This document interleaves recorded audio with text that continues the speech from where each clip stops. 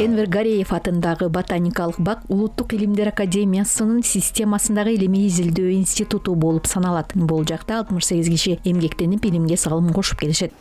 Бут саат өзү 85-ке чыкты. 90-дыгы жок болуш керек. Анан 85-ке чыккандар, ошо малда отурганда 85-ке чыгып калгандар бар. Ар бир мисалы биздин маңдайыбыздагы аны немеде дарак бадалдар өсүмдүктөр лабораториясы деп коет, ошонун участогу дендрарий коргут деген. Ошол жерде дүйнөдөгү өскөн өсүмдүктөрдү алып келип, ошол жерге отургузуп, атайын коллекциясын түзөбүз. Ал кайсы жылы келген, каяктан келген, биздин шартта кандай өсүп атат, ошондой өсүмдүктөрдүн коллекциясын биз кармап турабыз. Энвер Гареев атындагы ботаникалык бак 1938 жылы Кыргыз ССР Эл комиссарлар кеңешинин 1938 жылдын 13 мартындагы номер 336 токтому менен негизделген. Илимий изилдөө институтуна быйыл 85 жыл толду. Ошол жылдан бери жергиликтүү флораны изилдеп, аны дүйнөнүн ар кыл өлкөлөрүнүн өсүмдүктөрүн интродукциялоо менен байыта баштаган республикадагы биринчи илимий изилдөө мекемеси.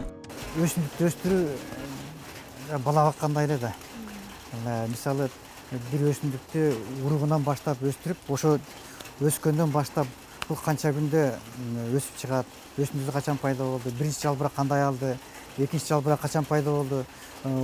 Бул башында сырттан келген өсүмдүк боло турган болсо, жалпы вегетациялык фазасы мынча күн түзө турган болсо, Кыргызстан шартында же биздин ботаникалык бакта монча түздү деген.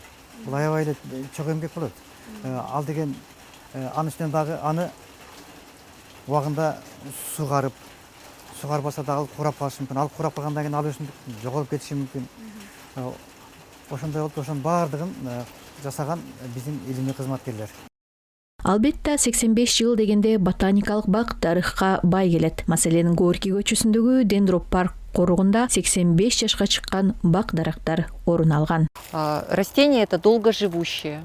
Может дожить до 2000 лет при хорошем. Бул чыгыш Платон багы биздин бакчанын тарыхынын бири десем болот. Питомникте алгачкы отургузуулар 40-жылдары башталган. Анда Пишпек темир жол питомниги иштечү экен. Биз билгенде эле ошол жылдары Улуу Ата мекендик согуш башталган эле. Оор күндөр болсо дагы ошого карабай шаарга жана ботаникалык бакка бак дарактар тегилиптир. Мына ошол чыгыш Платон багы ошол жылдары отургузулган алгачкы дарактардын бири. Бул бак узак жашайт. 2000 жылга чейин жашай алат. Бизде Кыргызстанда жана Орто Азияда бул бакты абдан жакшы көрүшөт. Чынар деп да атап коюшат. Чынардын мекени жер ортолук деңизи, Эгей деңизинин аралдары. Платан Восточный был одним из первых, которые посадили тогда, в те годы.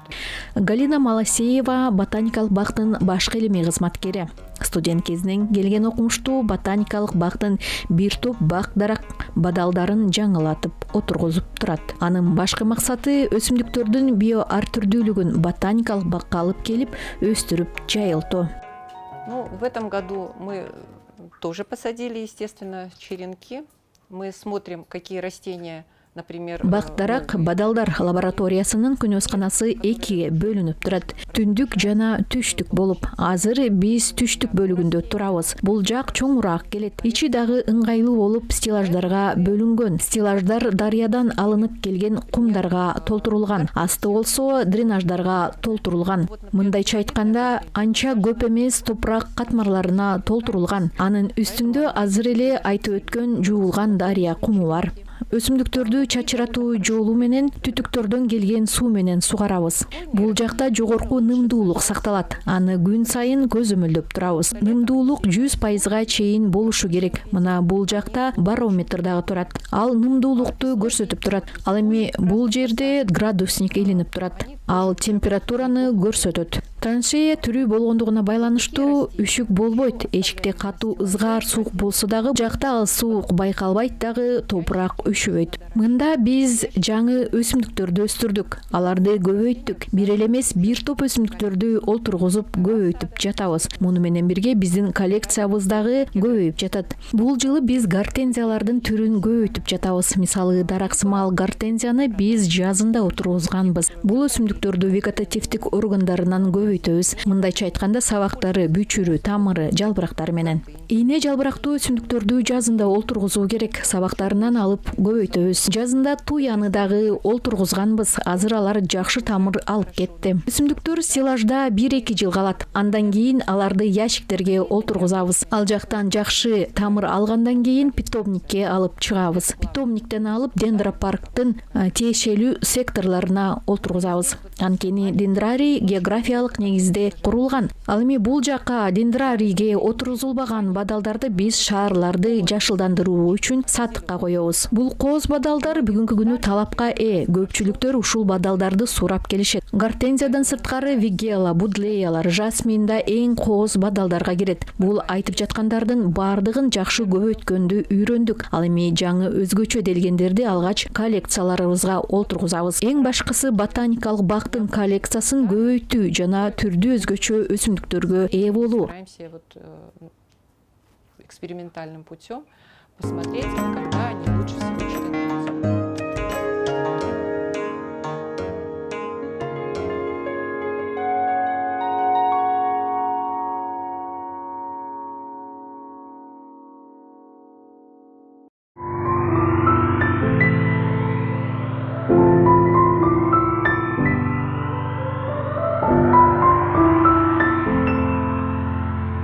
Ирина Бондарцова убагында Скрябин атындагы Айыл чарба институтун бүтүргөн.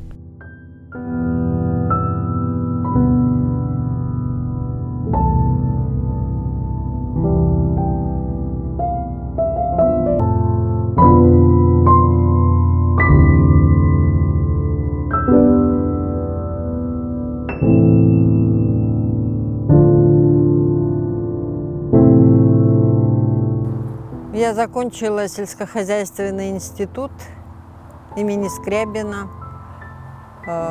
Мурда ботаникалык бакка орношуу өтө кыйын эле. Ал мезгили ботаникалык бакта иштөө абройлуу болгон. Ошол мезгилде мен гүлдөр лабораториясына келгем. Орношкондо бардыгы суктанышкан. Ошол күндөн баштап ушул күнгө чейин менин жашоом гүлгө оролду.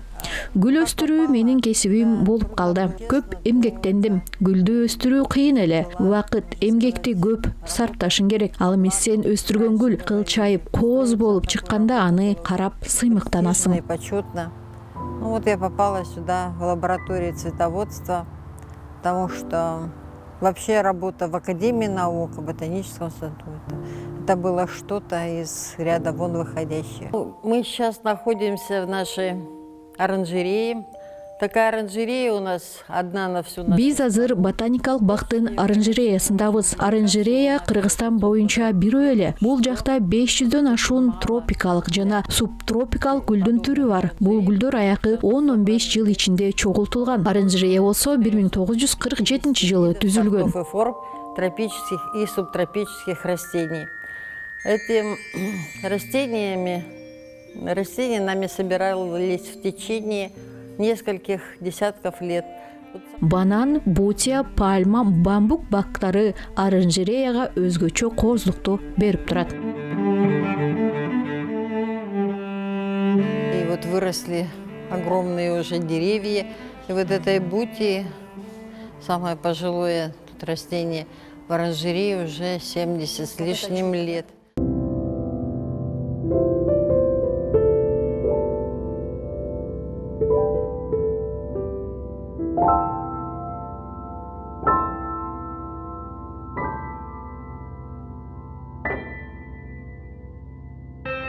Энвер Гареев атындагы ботаникалык бакта кара өрүктүн түрү өсөт. Мисал үчүн жанагы кара өрүккө канча жылдан бери көңүл бурбаган кара өрүктө эле биздин Кыргызстанда көп көңүл бурчу эмес.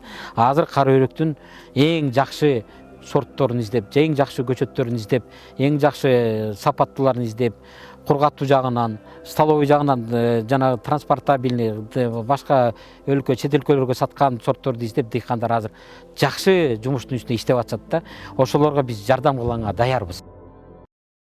Бул кара өрүктөрдүн сортун Мөмө жемиштер лабораториясынын кызматкерлери чыгарган. Нурлан Албанов кара өрүктүн сортун бир канча түрүн чыгарып, аны патенттеген. Азыркы тапта ботаникалык бакта сливанын 2500 түрү бар. 20 жылдын арты ар жак бер жагын эсептесек, мисалы үчүн ошол жылдардан бери кара өрүктүн 18 сорту чыкты. Кыргызстан өрөөнүндө таратылып, ар бир айыл мисалы үчүн кайсы жерге кайсы сорт өсө ала турган жака айгаңаштырып таратылды да. Ошо менен бирге госрегистрге кирип, реестр сортовдун ичинде бул сливаларыбыз тарады.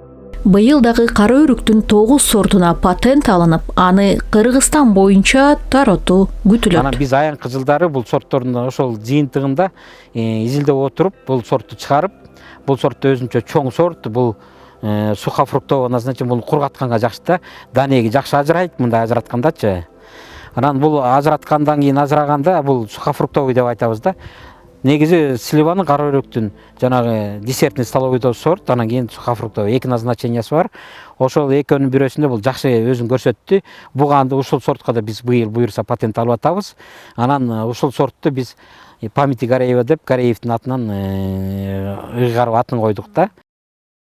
Елена Солдатовдун юбилейи, чүй сулуусу, Гареевдин элесине жана башка кара өрүктүн түрлөрү бүгүнкү күнү Кыргызстандын 7 дубанында өсүп келет. Мына монун түшүмдүгү бир эле бутакта 7-8ден болуп атпайбы? Муну значит атасы же энеси арасында абрикос бар да. Абрикос менен дагы чаңдаштырылган бир сорттор бар да бизде.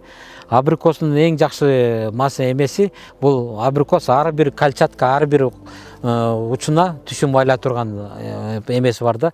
Ошон үчүн абрикос менен кыйштырылган слива кара өрүктөр ошол качествосын алып түшүмдүгү көбүрөөк боло турган сорттордун бири болуп эсептелет да. Абрикос менен көп сорттор чыгарганбыз. Жибек деген сорт чыккан да. Жибек деген сортта ошо абрикостун бир түрү, анан Елена Солдатова деген сорт абрикос бар арасында. Энеси генинде, тамырында, ичинде канында абрикостун эмеси бар да.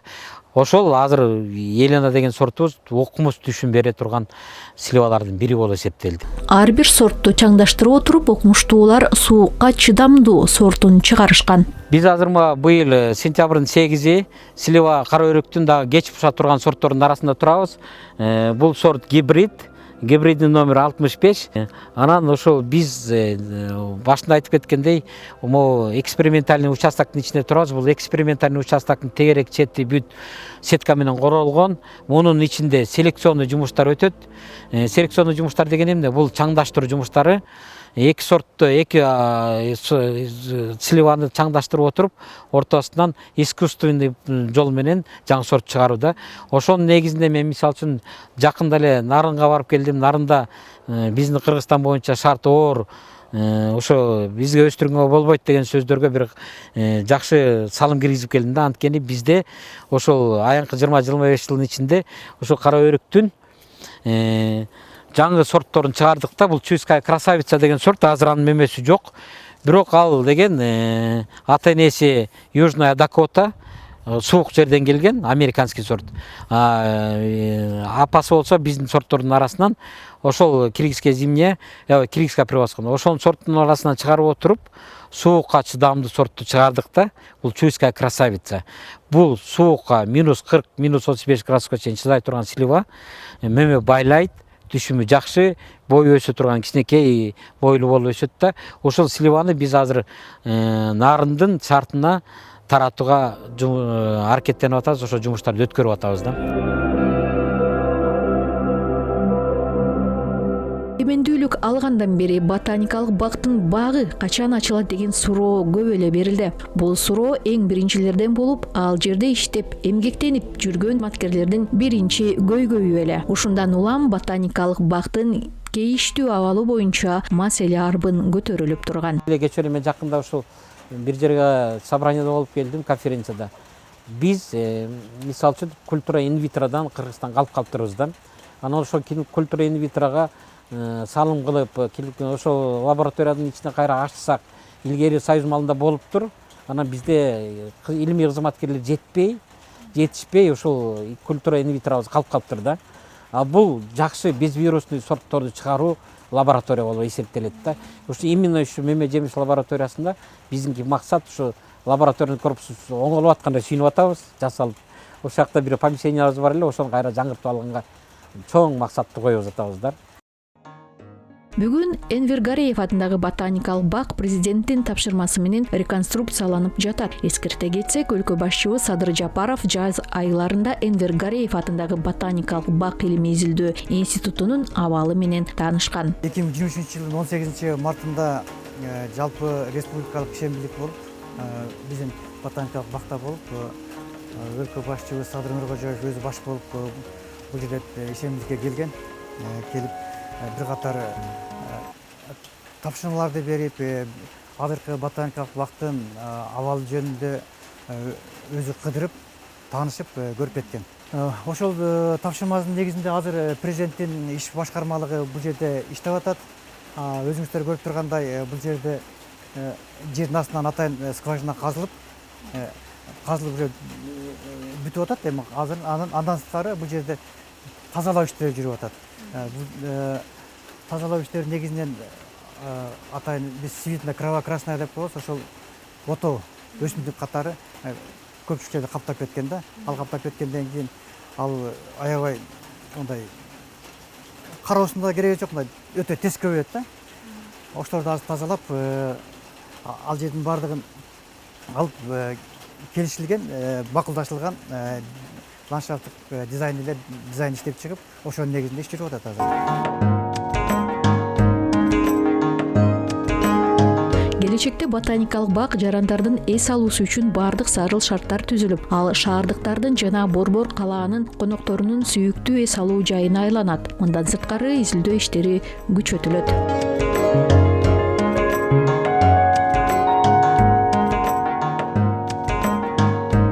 Бишкек шаарындагы ботаникалык бак 170 гектарда түзөт. Максим Горький көчөсүндө 20 гектар жана ал жакта 2 лаборатория бар. Ал эми Ахунбаев көчөсүндө 150 гектарды ээлейт.